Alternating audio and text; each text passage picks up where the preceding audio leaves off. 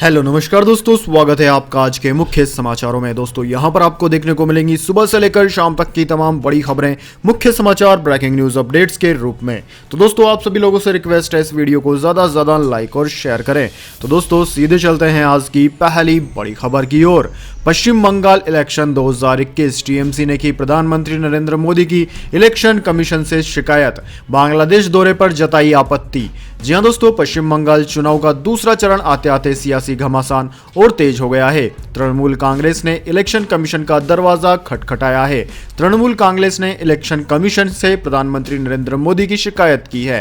तृणमूल कांग्रेस ने आरोप लगाया है कि प्रधानमंत्री का बांग्लादेश दौरा राजनीति से प्रेरित था। टीएमसी के राज्यसभा सांसद डेरेक ओब्रायन द्वारा जारी पत्र में लिखा है कि 26 और 27 तारीख को प्रधानमंत्री नरेंद्र मोदी 50वें स्वतंत्रता दिवस समारोह में शामिल होने के लिए बांग्लादेश पहुंचे थे। चूंकि भारत ने बांग्लादेश को आजादी दिलाने में अहम रोल निभाया था, इसलिए भारत की तरफ से आधिकारिक यात्रा का टीएमसी विरोध नहीं करती। लेकिन 27 तारीख को बांग्लादेश में हुए प्रधानमंत्री के कार्यक्रम का टीएमसी विरोध करती है। टीएमसी ने कहा कि प्रधानमंत्री ने बांग्लादेश से मतवा समाज के लोगों को लुभाने की कोशिश की। पीएम के मंदिर जाने पर भी टीएमसी ने सवाल उठाए हैं। टीएमसी ने आरोप लगाया है कि बांग्लादेश में प्रधानमंत्री का कार्यक्रम बंगाल में चल रहे चुनाव को प्रभावित करने के उद्देश्य से किया गया था। आज तक किसी भी प्रधानमंत्री ने दूसरे देश की धरती से चुनाव प्रचार कर इस तरह आदर्श आचार संहिता का उल्लंघन नहीं किया है। टीएमसी ने चुनाव आयोग को प्रधानमंत्री के बांग्लादेश दौरे के दिन की मीडिया कवरेज के लिंक भी शेयर किए हैं। इसके बाद दोस्तों अगली बड़ी खबर, राष्ट्रपति रामनाथ कोविंद की एम्स में सफल बाईपास सर्जरी हुई। जी हां दोस्तों, राष्ट्रपति रामनाथ कोविंद की मंगलवार को दिल्ली स्थित अखिल भारतीय आयुर्विज्ञान संस्थान यानी कि एम्स में सफल बाईपास सर्जरी कर दी गई। राष्ट्रपति भवन के प्रवक्ता ने यह जानकारी दी है। राष्ट्रपति रामनाथ कोविंद को शुक्रवार सुबह सीने में तकलीफ होने के बाद स्वास्थ्य जांच के लिए सेना के रिसर्च एंड रेफरल अस्पताल ले जाया गया था, जहां से शनिवार को उन्हें आगे की जांच के लिए एम्स रेफर कर दिया गया। रक्षा मंत्री राजनाथ सिंह ने भी ट्वीट कर इसकी जानकारी दी। राजनाथ सिंह ने एम्स के निदेशक डॉक्टर रणदीप गुलेरिया से भी बात की और राष्ट्रपति के जल्द स्वस्थ होने की कामना की है। इसके बाद दोस्तों अगली बड़ी खबर, पाकिस्तान चाहता है बेहतर रिश्ता। पाकिस्तान के प्रधानमंत्री इमरान खान ने दिया प्रधानमंत्री मोदी के खत का जवाब। जी हां दोस्तों, प्रधानमंत्री नरेंद्र मोदी की तरफ से पाकिस्तान के नेशनल डे के मौके पर वहां के प्रधानमंत्री इमरान खान को लिखे पत्र के जवाब में पाकिस्तानी प्रधानमंत्री ने उन्हें चिट्ठी लिखकर जवाब दिया है। सूत्रों के मुताबिक इस चिट्ठी में इमरान खान ने प्रधानमंत्री मोदी को उनकी तरफ से लिखे गए पत्र के लिए धन्यवाद देते हुए कहा कि पाकिस्तान की जनता भी भारत समेत सभी पड़ोसी देशों से के साथ शांति और सहयोगपूर्ण रिश्ता चाहती है। इमरान खान ने लिखा, हमें यह विश्वास है कि दक्षिण एशिया में लंबे समय तक शांति और स्थायित्व भारत पाकिस्तान के बीच सभी मुद्दों को सुलझाए जाने, खासकर जम्मू कश्मीर विवाद पर निर्भर करता है। सकारात्मक और नतीजापूर्ण बातचीत के लिए सौहार्द वातावरण का बनाया जाना जरूरी है। उन्होंने इसमें आगे कहा कि वे कोविड-19 महामारी के खिलाफ लड़ाई को लेकर भारतीय जनता को शुभकामनाएं देना चाहते हैं। इसके बाद दोस्तों अगली बड़ी खबर, एनसीपी नेता शरद पवार को पेट में दर्द के बाद मुंबई के अस्पताल में भर्ती कराया गया।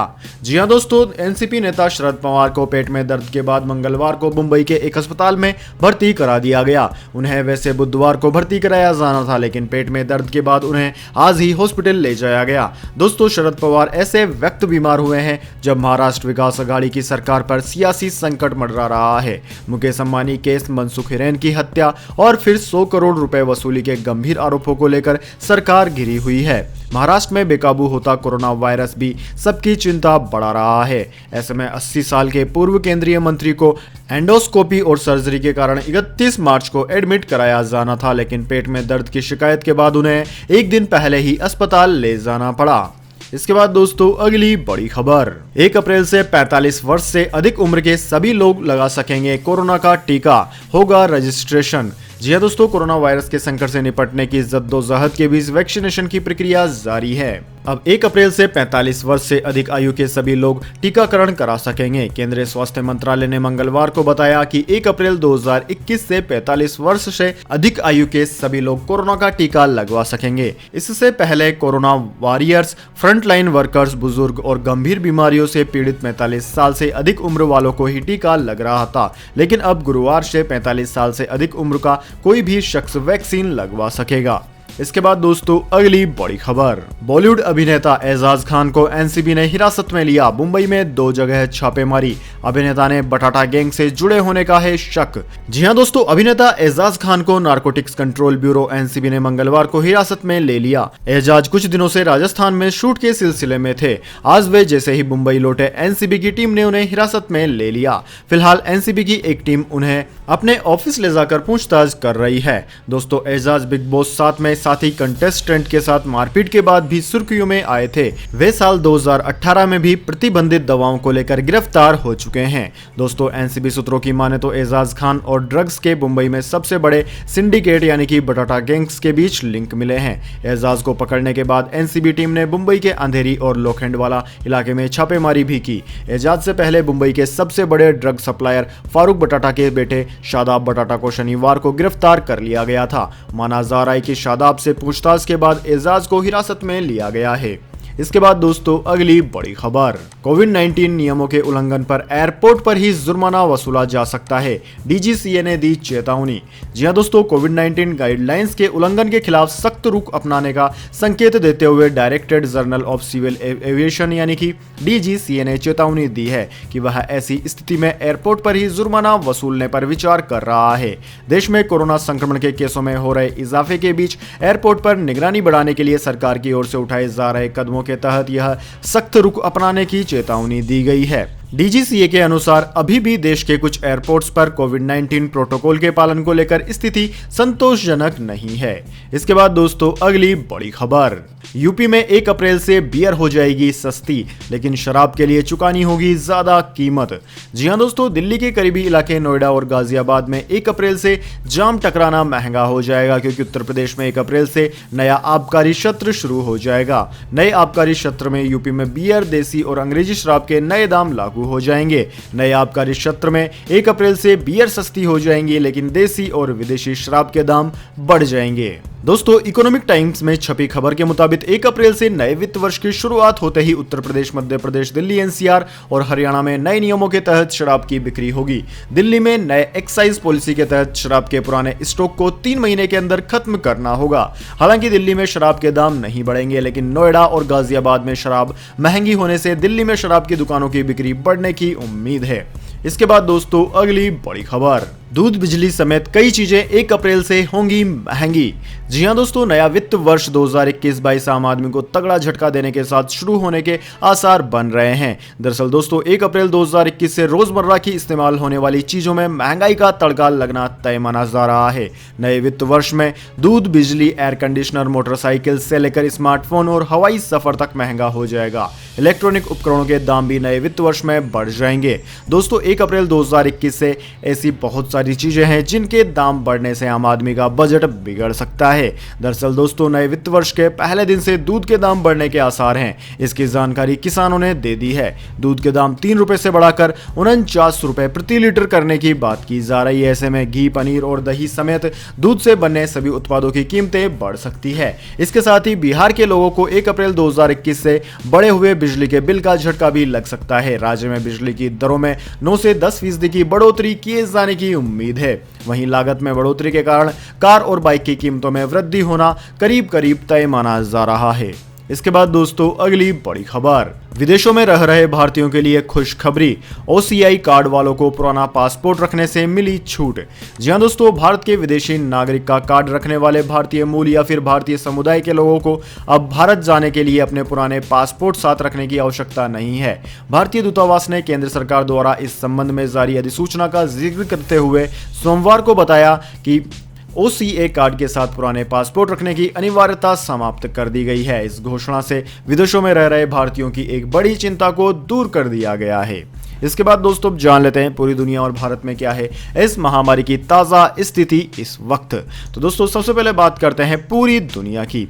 तो दोस्तों पूरी दुनिया की बात की जाए तो पूरी दुनिया में इस वक्त तक इस महामारी के संक्रमितों का आंकड़ा 12,77,88,000 को पार कर गया है, जबकि दोस्तों इस महामारी से मरने वालों की संख्या 27,94,000 के पार है। दोस्तों इस महामारी का सर्वाधिक असर किस देश में है, इसकी बात करें तो अमेरिका में सर्वाधिक असर हुआ है। अमेरिका में इस वक्त तक 3 करोड़ से ज्यादा संक्रमित मरीज सामने आ चुके हैं। वहीं दोस्तों अमेरिका के बाद में Brazil, India, France, Russia, United kingdom, Italy, Spain, Turkey आदि देशों का नाम आता है। दोस्तों इसके बाद में अब जान लेते हैं क्या है भारत के हालात। लेकिन उससे पहले दोस्तों मेरी आपसे एक छोटी सी रिक्वेस्ट है, अगर दोस्तों आपको अभी तक हमारी न्यूज पसंद आई तो इसे छोटा सा लाइक जरूर दे दें, और अगर आपको पसंद नहीं आई है तो बेशक आप डिसलाइक भी कर सकते हैं। लेकिन दोस्तों लाइक और डिसलाइक जरूर कीजिए, क्योंकि दोस्तों यही हमारी मेहनत का फल होता है और इसी से हमें पता चलता है कि आपको हमारी वीडियो पसंद आई है या नहीं। तो दोस्तों जल्दी से जान लेते हैं क्या है भारत के हालात। दोस्तों भारत में इस वक्त तक इस महामारी के संक्रमितों का आंकड़ा 1 करोड़ 20 लाख को पार कर गया है। दोस्तों भारत पूरी दुनिया में तीसरा नंबर रखता है सबसे ज्यादा संक्रमित मामलों के मामले में। दोस्तों भारत में सर्वाधिक प्रभावित राज्यों की बात की जाए तो महाराष्ट्र अव्वल है। महाराष्ट्र में इस वक्त तक 27,65,000 से ज्यादा संक्रमित मरीज सामने आ चुके हैं। वहीं दोस्तों इसके बाद में केरला, कर्नाटक, आंध्र प्रदेश, तमिलनाडु, दिल्ली, उत्तर प्रदेश, वेस्ट बंगाल आदि राज्यों का नाम आता है। इसके बाद दोस्तों अगली बड़ी खबर, 1 अप्रैल से इन कारों में ड्राइवर के साथ वाली सीट के लिए भी एयरबैग होगा अनिवार्य, सुरक्षा मानकों में हुआ बदलाव। जी हां दोस्तों, केंद्र सरकार 1 अप्रैल से पैसेंजर कारों में सेफ्टी मानकों में बदलाव करने जा रही है। मोटर वाहनों को लेकर सरकार ने पिछले दिनों ही सुरक्षा मानकों को जरूरी कर दिया था। अब दोस्तों पैसेंजर गाड़ियों के आगे वाली सीट पर ड्राइवर के साथ ही बगल वाली सीट के लिए भी एयरबैग अनिवार्य कर दिया गया है। केंद्रीय सड़क परिवहन व राजमार्ग मंत्रालय ने मार्च 2021 के पहले सप्ताह में एयरबैग के अनिवार्य प्रावधान के लिए अधिसूचना जारी की थी। सड़क परिवहन व राजमार्ग मंत्रालय ने नई कारों में एयरबैग मैंडेटरी करने के बाद कार निर्माता कंपनी मारुति, महिंद्रा, टाटा, हुंडई, किया, रेनो, होंडा, एमजी मोटर्स को अपनी सभी कारों में ड्राइवर और फ्रंट सीट पैसेंजर के लिए एयरबैग देना होगा। इसके बाद दोस्तों अगली बड़ी खबर, weather update. Indian Meteorology Department ने जारी किया ऑरेंज अलर्ट, नॉर्थ ईस्ट में तेज बारिश के हैं आसार। जी हां दोस्तों, आने वाले दिनों में दिल्ली के लोगों को गर्मी से मामूली राहत मिलने की उम्मीद है। अगले कुछ दिनों में तापमान 40 डिग्री से नीचे दर्ज होने की संभावना है। दोस्तों पूर्वोत्तर भारत के राज्यों में इस समय बारिश हो रही है। पूर्वोत्तर राज्यों में 1 अप्रैल तक हल्की से मध्यम बारिश के साथ भारी से अति बारिश के भी आसार हैं। कुछ हिस्सों में निचले इलाकों में भूस्खलन और बाढ़ की भी आशंका है। वहीं अंडमान व निकोबार द्वीप समूह तथा इससे सटी दक्षिण पूर्वी बंगाल की खाड़ी में समुद्र की बड़ी हलचल के कारण यहां से मछुआरों को दूर रहने की सलाह दी गई है। वहीं दोस्तों राजस्थान के पश्चिमी भागों में हीट वेव की स्थिति जारी रहने की आशंका है। पूर्वी राजस्थान, मध्य प्रदेश, विदर्भ और ओडिशा में 1-2 स्थानों पर लू जैसी स्थितियां बन सकती है। इसके बाद दोस्तों अगली बड़ी खबर, गोल्ड सिल्वर प्राइस टुडे। सोने के दाम और लुढ़के, चांदी भी हुई सस्ती। जी हां दोस्तों, भारतीय बाजारों में सोने के दाम में गिरावट दर्ज की गई है। दिल्ली सराफा बाजार में सोने के भाव में 138 रुपए प्रति 10 ग्राम की कमी आई है। कई दिनों से उठापटक के बीच गोल्ड के दाम अब भी 44,000 रुपए के आसपास चल रहे हैं। वहीं दोस्तों चांदी के दाम में लगातार गिरावट देखने को मिल रही है। पिछले कारोबारी सत्र के दौरान दिल्ली सराफा बाजार में सोना 44,253 रुपए प्रति 10 ग्राम पर बंद हुआ था। वहीं दोस्तों चांदी की बात की तो चांदी 63,532 रुपए प्रति किलोग्राम पर बंद हुई थी। दोस्तों चांदी की फिलहाल मौजूदा कीमत की बात की जाए तो चांदी में 320 रुपए की मामूली गिरावट आई है और अब चांदी 63,212 रुपए प्रति किलोग्राम पर पहुंच गई है। अंतर्राष्ट्रीय बाजार की बात करें तो अंतर्राष्ट्रीय बाजार में सोना $1698 प्रति औंस, जबकि चांदी $24.49 प्रति औंस पर रही है। इसके बाद दोस्तों अगली बड़ी खबर, सचिन वाजे की कार मिस्ट्री उलझी, एनआईए ने जब्त की एक और लग्जरी कार। जी हां दोस्तों, एंटीलिया बम केस और मनसुख हिरेन हत्याकांड मामले में लगातार नए खुलासे हो रहे हैं। सचिन वजह एनआईए की कस्टडी में है और जांच एजेंसी उनसे पूछताछ कर मामले को सुलझाने की कोशिश में लगी हुई है। इसी बीच खबर आ रही है कि एनआईए अधिकारियों को नवी मुंबई के कोमोठे इलाके से सचिन वजह की एक और कार मिली है। ये MH01AX2627 नंबर की आउटलैंडर कार है। दोस्तों आपकी जानकारी के लिए बता दें, अब तक वजह की 5 कारें जब्त हो चुकी है। यह कार कामोठे इलाके के सेक्टर 7 में शीतल धारा सहकारी सोसाइटी के बाहर पिछले महीने पार्क की गई थी। एनआईए के सूत्रों के मुताबिक इस कार को प्रकाश ओकाल नाम का एपीआई चलाया करता था। ओवाल का एनआईए ने कई बार स्टेटमेंट रिकॉर्ड किया है। ओवाल से इस बात को लेकर भी पूछताछ हो सकती है कि उसने किसके कहने पर आउटलैंडर कार को नवी मुंबई में पार्क किया था। पश्चिम बंगाल चुनाव, बीजेपी टीएमसी के बीच तेज हुई जुबानी जंग। ममता बनर्जी ने शुभेंदु अधिकारी पर लगाया विश्वासघात का आरोप। जी हां दोस्तों, पश्चिम बंगाल की मुख्यमंत्री ममता बनर्जी नंदीग्राम सीट से तृणमूल कांग्रेस की उम्मीदवार है। पूर्व मेदिनीपुर जिले की इस प्रतिष्ठित सीट पर जबरदस्त प्रचार चल रहा है। यहां से भाजपा के प्रत्याशी शुभेंदु अधिकारी हैं। चुनाव प्रचार के दौरान मुख्यमंत्री ममता बनर्जी और भाजपा प्रत्याशी शुभेंदु अधिकारी के पिता के बीच सोमवार को जमकर जुबानी जंग हुई। शुभेंदु अधिकारी और उनके पिता शिशिर अधिकारी पर निशाना साधते हुए मुख्यमंत्री ममता बनर्जी ने आरोप लगाया कि कृषि भूमि अधिग्रहण के खिलाफ ऐतिहासिक आंदोलन के दौरान 14 मार्च 2007 को पिता पुत्र की जानकारी के बिना पुलिस नंदीग्राम में नहीं आ सकती थी। बनर्जी ने कहा कि पिता पुत्र की जानकारी के बिना पुलिस नंदीग्राम में नहीं घुस सकती थी। यह मेरी गलती है कि मैंने उन्हें इतना प्यार दिया। दरअसल दोस्तों, शुभेंदु अधिकारी और उनके पिता शिशिर अधिकारी और उनके एक भाई सोमेंदु ने तृणमूल कांग्रेस छोड़कर भाजपा का दामन थाम लिया है और यही वजह है कि ममता बनर्जी उन्हें गद्दार बता रही है। इसके बाद दोस्तों, अगली बड़ी खबर, ऋषभ पंत बने दिल्ली कैपिटल्स के कप्तान। सुरेश अय्यर टूर्नामेंट से हुए बाहर। जी हां दोस्तों, टीम इंडिया के धमाकेदार बल्लेबाज और विकेटकीपर ऋषभ पंत अब कप्तान भी बन गए हैं। पंत को दिल्ली कैपिटल्स ने आईपीएल 2021 में कप्तानी सौंपी है। सुरेश अय्यर के चोटिल हो जाने के बाद पंत को ये बड़ी जिम्मेदारी सौंपी गई है। दोस्तों, आपकी जानकारी के लिए बता दें, सुरेश अय्यर इंग्लैंड के खिलाफ वनडे सीरीज के दौरान चोटिल हो गए थे। खबरों की माने तो सुरेश अय्यर के कंधे की सर्जरी होगी और वो अगले 3 से 4 महीनों तक क्रिकेट के मैदान पर नहीं उतर पाएंगे। यही वजह है कि दिल्ली कैपिटल्स ने ऋषभ पंत को कप्तानी की जिम्मेदारी सौंपी है। दोस्तों, दिल्ली कैपिटल्स के पास कप्तानी के लिए कई और दिग्गज खिलाड़ी भी मौजूद थे, जिनमें आर अश्विन, अजिंक्य रहाणे, शिखर धवन और स्टीव स्मिथ शामिल हैं। हालांकि दिल्ली कैपिटल्स मैनेजमेंट ने पंत पर भरोसा जताया। दोस्तों, आपकी जानकारी के लिए बता दें, पंत दिल्ली कैपिटल्स के उप कप्तान थे और अय्यर के चोटिल होने के बाद उनका कप्तान बनना तय माना जा रहा था और हुआ भी ऐसा ही। तो दोस्तों, यह थी आज की तमाम बड़ी खबरें। इसके बाद दोस्तों बारी आती है आज के माइंड क्यूज क्वेश्चन की। जी हाँ दोस्तों, एक आसान से सवाल का जवाब देकर आप जीत सकते हैं एक अमेजिंग सरप्राइज गिफ्ट हमारे यूट्यूब चैनल की ओर से। तो दोस्तों, आज का सवाल आपकी स्क्रीन पर आ चुका है। दोस्तों, आपको बताना है उस टीम का नाम जिसने की आईपीएल की अब तक सबसे ज्यादा ट्रॉफियां जीती है। जी हाँ दोस्तों, अगर आप जानते हैं उस टीम का नाम जिसने की आईपीएल की सबसे ज्यादा ट्रॉफियां जीती है तो जल्दी से कमेंट बॉक्स में लिख दीजिए। अगर दोस्तों आपका जवाब होता है एकदम सही और आप चले जाते हैं लकी विजेता के रूप में, तो आपको मिल सकता है एक अमेजिंग सरप्राइज गिफ्ट हमारे यूट्यूब चैनल की ओर से। तो दोस्तों, जल्दी से अपना उत्तर कमेंट बॉक्स में लिख दीजिए, वीडियो को लाइक कर लीजिए और चैनल को सब्सक्राइब करके बेल आइकन भी दबा लीजिए। धन्यवाद। वंदे मातरम। जय हिंद, जय भारत।